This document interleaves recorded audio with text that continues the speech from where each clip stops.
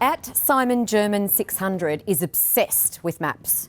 Big maps, little maps, Dutch mail maps, American sitcom maps. He doesn't mind the odd graph either, such as the comparative data on which beer beverage to drink with your Halloween candy, or one that provides serious results-driven data on how many holes people think some objects have, like a donut or a straw. Think about it. He's also a monthly columnist with The Australian and one of the world's top 50 influencers in data science. He backs his opinions with data and evidence and shares a lot of it with his 200,000 followers on Twitter and 37,000 friends on Facebook that like him. Joining SMETV today is the co-founder and director of research for the Demographics Group, Mr. Simon Kustenmacher. Welcome, Simon. Thank you for having me. I did my best. I know we rehearsed it a few times, but it was always going to defeat me because Google misled me, Simon. That's my own fault for moving to Australia with a German name. I figured if Arnold Schwarzenegger was brave enough to do so, so can I. Well, you've been here 12 years now, is that right? We've stolen you for 12 years? That's correct. And I think by now I'm considering myself a permanent addition. So you've, I didn't cover it because I didn't know how many times to, but you've also put a map out on Twitter and Facebook of Australia with all the Australian colloquialisms in it. And I don't think I have mastered all of the funny Australian terms just yet. I'm constantly learning new beauties here. So you know sickie? I know to chuck a sickie is actually Yes. in my opinion, the funniest of terms in the Australian language. Because we often forget in our own colloquialisms, which every culture and language has them, but we often forget that there's a very unique side of it and that it would be completely foreign to anyone that comes into it and going, how do you chuck a sickie? What is that? So That's right. It's hilarious hearing it. That's right. Fair dinkum is probably the hardest one to use correctly in a sentence if you're not Australian born, I would argue. And very difficult to understand. So when you first came here, when you had to start marrying up data and you were doing your presentations and you do all your research, you're very relaxed though in your presentations with your, it's not sarcasm, it's just real points. And I'll bring up one where you talk about in one of your presentations that the demographic of secretaries, so that work of people going into secretarial work is diminishing, if not vanished completely. And you said there are no angry mobs out there complaining about where are the secretarial jobs. But look, I'm going to ask you, you haven't spoken to a florist because Secretaries Day, what's going to happen there? That will probably still be occurring, but the flowers will not be going to secretaries because there are no secretaries left anymore in our organizations. These days we have personal assistants, we have office managers in our companies, and that's a good thing because the women, and we do know that these are essentially the same workers that were used to be secretaries that are now office managers because they are both 98% female in this profession.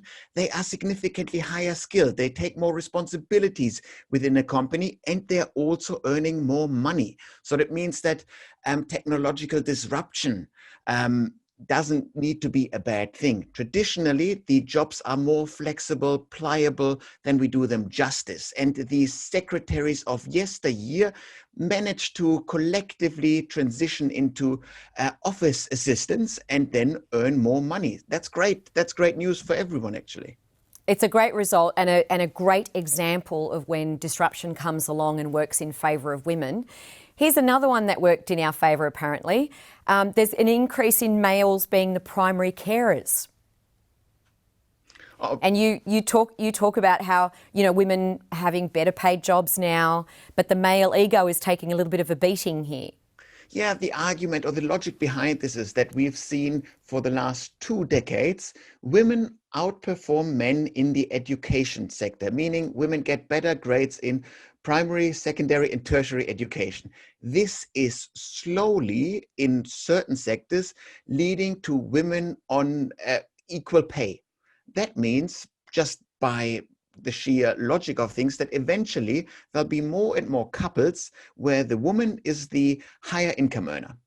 And that all of a sudden means that once there is a kid in the relationship, and after the initial months where it's clearly all about the mom feeding the kid and whatnot, then when it's time to return to work, there is all of a sudden a price on the male ego. If the woman out earns the man by $20,000 per year, the price of the male ego is $20,000.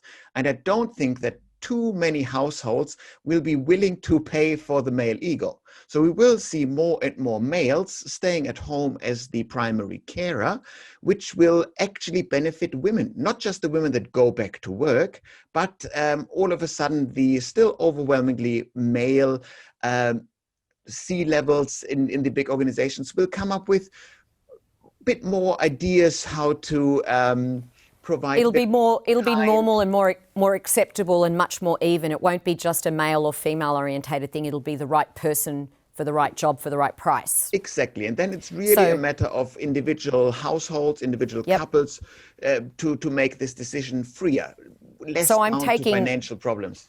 I'm taking two things from that data: that girls are smarter than boys, and that the price of the male ego is $20,000. I'm going to stick to that. That's my big takeaway.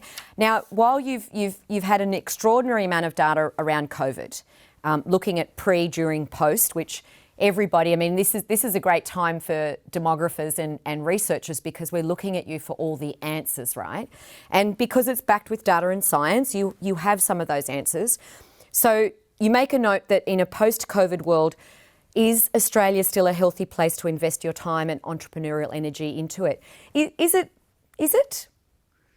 Well, and why wouldn't it be? The first qualifier is that we are in the middle of this global pandemic. So all of a sudden, as a demographer, we are in the breaking news space, which we weren't used to be. But so that's intellectually very exciting. But all the evidence so far really points to Australia being an excellent place to invest your time and energy in. If you look at how well nations handled COVID over the world, we are probably, after New Zealand, probably the best Western democracy in terms of handling COVID. This will be noted by future migrants, by future business, by future investors. We are also very much still located at the footstep of the largest emergence of a global middle class. That is the growth of the big cities in China and India, which is not an urban slum-dwelling population, but it is, as I mentioned, the largest urban middle class that ever emerged. And these people are keen to invest money, to get educated, and to travel. And we are very conveniently located at the footstep of Asia. So we will benefit from this regardless of how long COVID will work out. So it's a literal translation when you say it's a healthier place to invest, literally because of the way that we've either dealt with COVID or it just wasn't as bad visited upon us as it has been with other countries. For a change being so far away and being such a big place with not a lot of population has worked in our favour. Absolutely. In the 1960s in Australia, we spoke about the tyranny of distance. Australia being too far away from all the good things that happen in the world. In times of crisis, the distance that we have, the fact that we are an island with the easiest to protect borders that you could imagine, that works in our favor. So it's quite nice that the tyranny of distance argument is completely destroyed in times of COVID. What goes around comes around. It's our time to shine. Now, Simon, there's been a lot of work and a lot of conversation about how working from home is changing everything. It's changing our attitude, how we look, how we act, the kind of homes we're going to want to live in, but more importantly, our cities. And this is going to be one of the hardest changes to allow for moving forward, because they're already built, right? They're built, they've been planned. There's a lot of plans coming. That's going to be one of the biggest changes that we're going to face. Interestingly enough, though, you also say that because of this reshape in our cities, that there's a lot more small business opportunities in suburbia and regional Australia.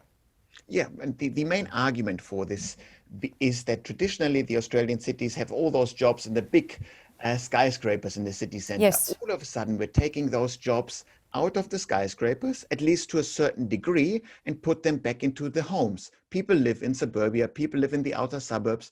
So that means that while you just simply spend more time in your local suburb, you're simply more likely to buy a coffee at the local coffee shop, to do local retailing, simply because you're more around and because we are less likely to travel around that much in a city. So we will become more cities of neighborhoods rather than highly centralized cities. This is actually horrible news if you're invested in the inner city, Yes. because your game plan has changed completely. But the existing businesses in suburbia, they would benefit massively from this. And of course, suburbia will not be ready, or all the small businesses can't just handle all the demand that is occurring in right now and in the future. So new business opportunities are there for the bold Australians that are willing to risk it, to have a go, and to really understand the needs that people might have. There are completely new business opportunities popping up. They very much are. And you make note and you mention, of course, you talk all the time about the changing nature of the workforce. And that kind of again is, you know, a lot of people working from home where they weren't before. And also that the way our attitude towards our homes is going to change. In fact, we're going to need bigger homes because we're going to need an isolated room, not just a desk in the kitchen to set up the laptop. That's right. If you work from home once or twice a month, you can just simply work from the kitchen bench. That's all right. But if your home becomes your main office, you do need a separate room. You do need a Zoom room with a door to keep the kids and the cats out. So that means all of a sudden you need one more bedroom.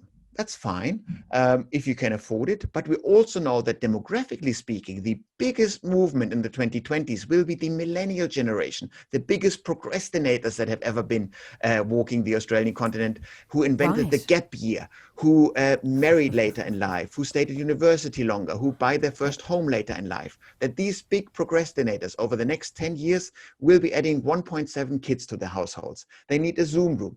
All of a sudden, the millennials that are currently living in 1 and 2 bedroom apartments or houses need 3 to 4 bedrooms in their home. That will they'll become their parents, Simon.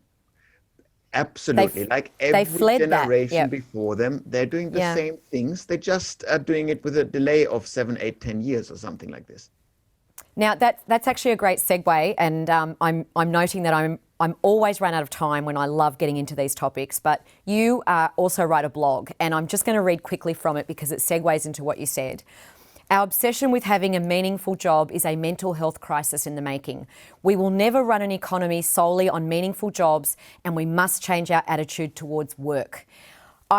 You talk about this follow your passion, live your dream, be your own boss, be happy narrative is simultaneously great advice and a mental health crisis in the making. Now, this is true of the millennials, right? They want a meaningful job. They want to feel great.